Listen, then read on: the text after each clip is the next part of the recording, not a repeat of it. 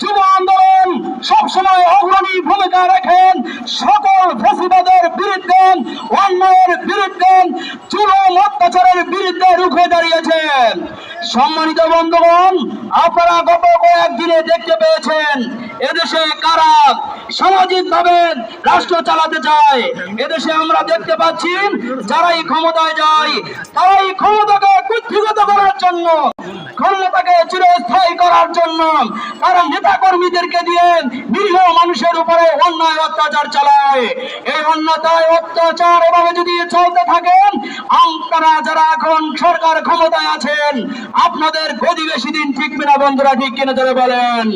এই জন্য জুলাই গণঅভ্যুত্থানের নেতৃত্ব দেওয়া যারা নেতৃত্ব দিয়েছেন তাদের উপর সম্মান রেখেন আগামী বাংলাদেশের চিত্র রচনা হবে। ঠিক কিনা বন্ধুরা আমার?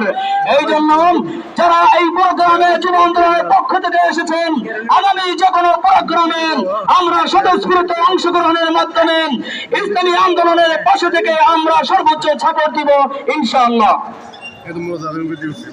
সংগ্রামী উপস্থিতি।